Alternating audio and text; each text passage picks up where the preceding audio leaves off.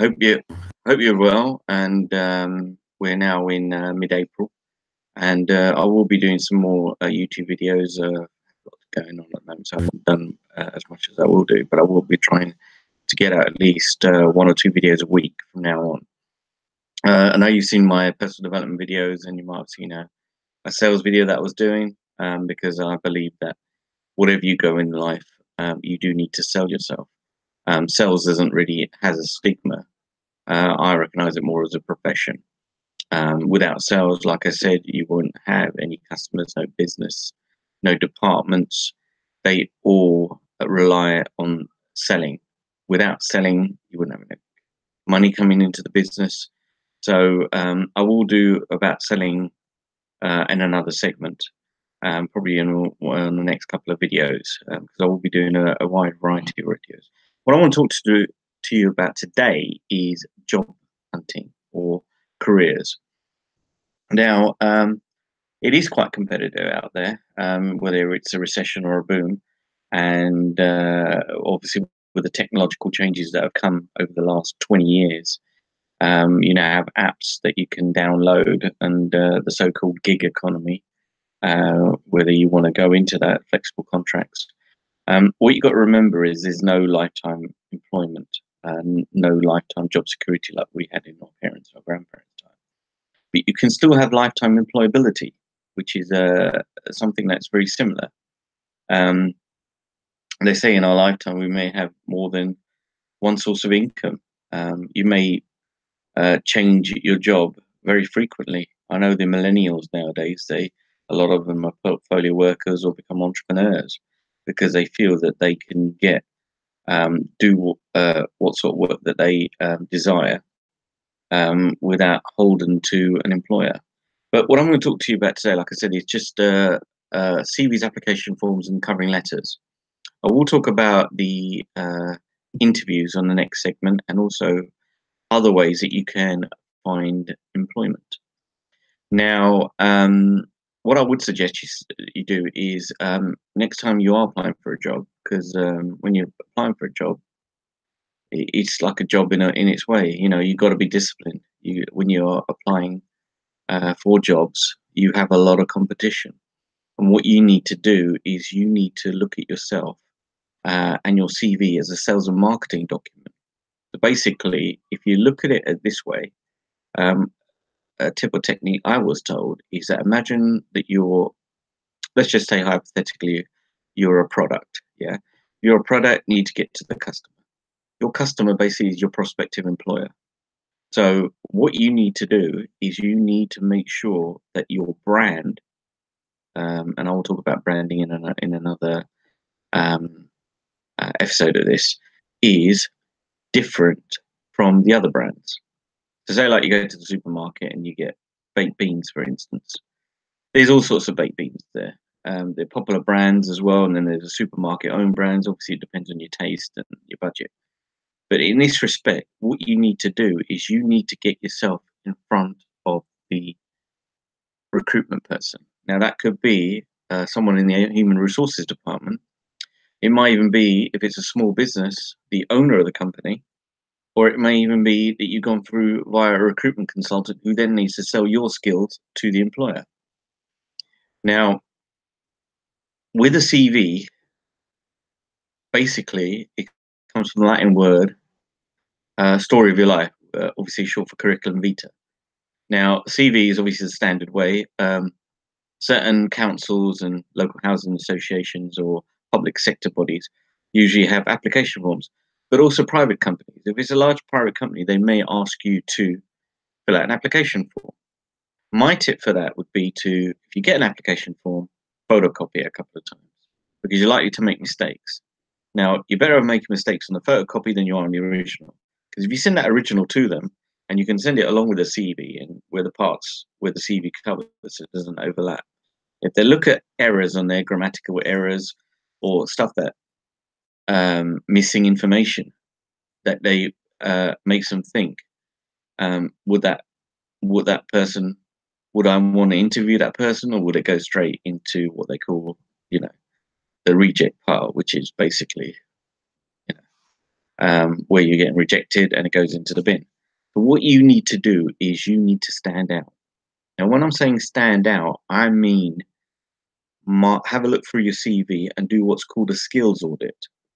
Now, a skills audit, especially if you're changing careers, this is very important. A skills audit is all the skills that you've developed over your career. Now, recruitment consultants and HR officers and consultants, they do have a tough job. You know, when I was younger, I was always cursing them, saying, look, they're always rejecting me. But then I thought to myself, put myself in their shoes. If I have to sift through 1,000 CVs a day, 100 an hour, how fed up will I get? You know? So, and they only give between 15 to 30 seconds to scan. So you need to make sure that you're on top of that pile so you can get shortlisted for the interview. Another a mistaken myth is that the CV gets you the job. No. I learned this the hard way. The CV gets you the interview. The interview is your chance to shine. The interview is rather like an actor auditioning for a play or a film. It's a similar sort of thing, and I'll talk about interviews in the next segment. But coming back to CVs, your CV is your sales and marketing document. Your prospective employer is your customer. Now, why would your prospective employer call you for an interview rather than someone else? So you need something on the CV that distinguishes you from someone else. Now, I know a lot of people put their photographs on there, and if you feel that it gets you the interview, fine. Although I think it's better to leave a photo off the. I've sent CVs with my photo on there and ones without, just to test them. And I've found that the ones that without the photo, I get more of interviews than I do with the ones with the photo. Go figure. The other thing is, try, although you want to be yourself and authentic, don't try and put too much humor into a CV. And for God's sake, don't use color paper. Best paper to use is Concra. If you can't get Concra, get white paper. I know if you think you're sending it on red or green, it will, but they'll just think, do we really want to interview this person? You can test it, it works fine, but that hasn't worked for me, and I've done it in the past. The next thing I want to talk to you about is the covering letter. Now, the covering letter introduces you to the employer by the CV. So if you just send a CV on its own, you might get lucky. They may just say, okay, you know, we get loads of CVs. But if you pay attention to the covering letter, yeah, your covering letter enables you to stand out from your CV because it should be handwritten. I wouldn't send a typed the covering letter. You can try it, but like I said, I've tried it in the past, hasn't worked. If you handwrite it, what this tells the employer, if you are sending it, obviously if you're sending it by computer, then obviously you can type it in on the job portals. But if you're sending it by post, and this is another way you can differentiate, because most people send it by email because obviously it's faster. But if you really want that position, what I suggest you do is, apart from emailing them, find out their address and send them a CV in the post, along with your CV and a handwritten covering letter. That may differentiate you from the other people. Because in the past, I know I'm showing my age, but in the past, I used to send CVs in the post. Now I email them. But if a job that I really, really want, I would take the time to do a CV, handwrite a covering letter. It's going to cost you a couple of stamps. You may even get a letter from them saying, thank you for your CV. At the moment, we don't have that position available, but we keep you on file. Okay. The other thing you can do is with, if there's a company that hasn't got a position just right now for you, don't despair, because companies can only grow if they have the relevant position there, because it can grow via staff. Yeah, you've got a lot of people that work for themselves and consultants, freelancers don't have staff, but the majority of companies have staff. And if they've got a position that needs a problem solving, then they're going to look out. Obviously, first thing they will do is they'll find internally. If they can't find it internally, then they'll look externally. And that is your chance. So you could send them a speculative letter along with a CV handwritten, just say, look, I introduce myself. Say, for instance, let's just say you're going for an administration role.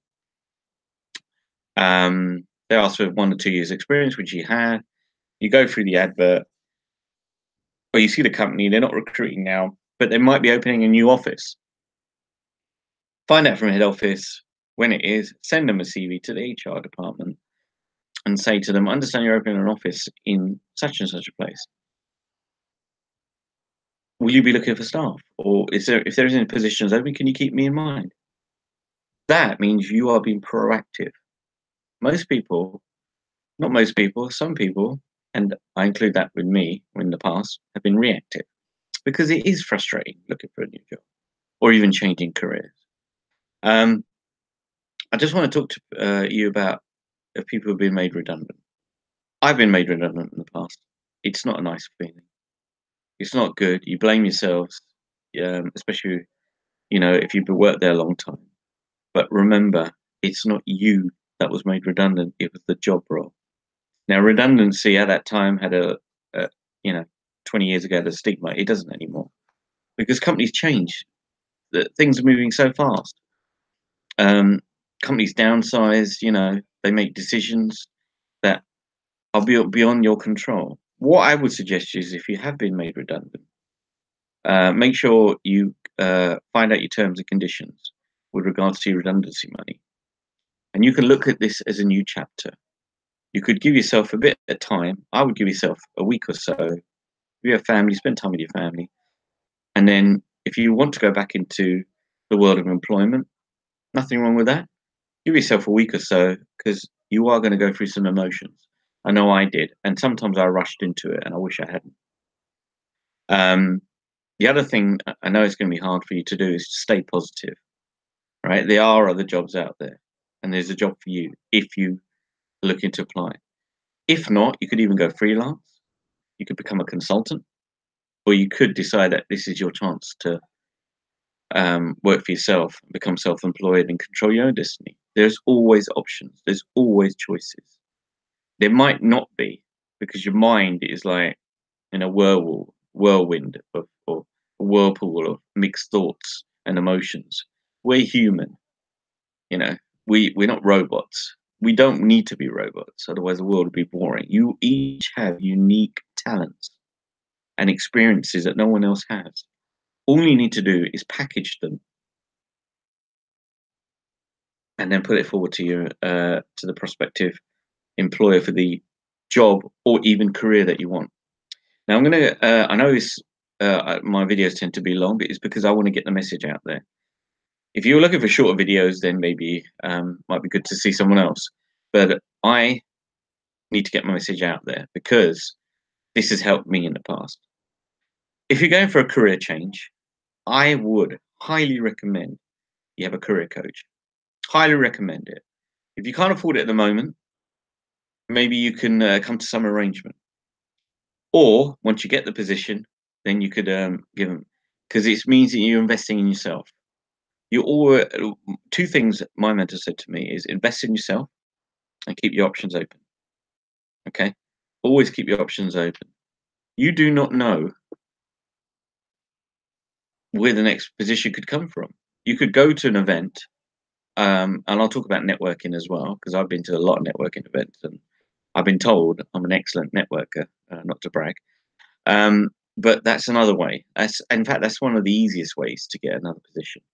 Because if someone is working in that company and you know that some person, who do you think the boss is going to rely on more on, or the manager, or the owner? Someone that's working there that they can recommend, or someone that they have to get totally new? You've got to remember, recruitment is expensive. If they make a mistake, it costs a lot of money, especially advertising. And even interviews, the person that is interviewing you may not have the experience. All I'm going to say is, look, don't give up, persevere, watch YouTube videos if you feel, your motivation is slacking.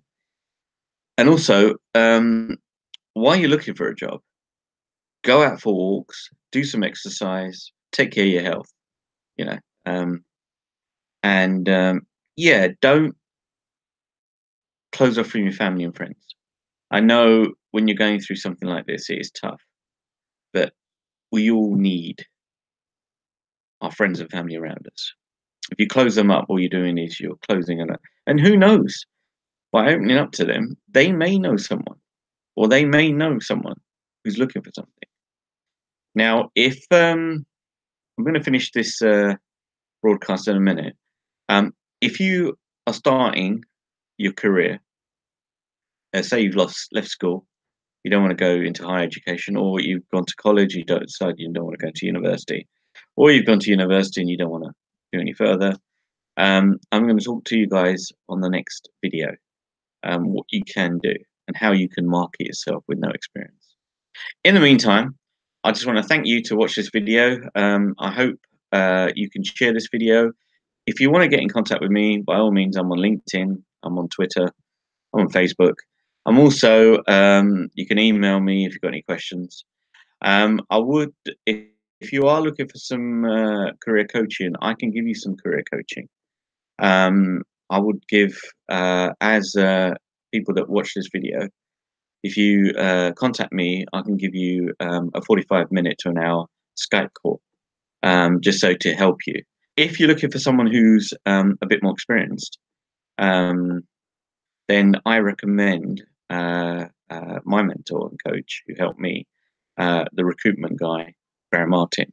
If you type in Graham Martin, he owns his recruitment company. He's brilliant in sales.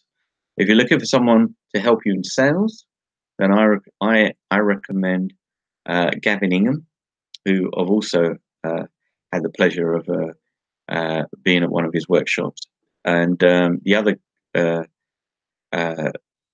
people that I would recommend that are like the top sales in the UK are Richard Denny, Bruce King, Tony Morris. He's got videos on there on the sales doctors, and one other one, I think his name's Grant LeBoff as well. Very good books he's got.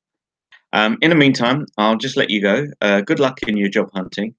Like I said, if you want to email me, my email is raj024@hotmail.com. So here's until next time. Just remember, there are jobs out there. Companies are always recruiting.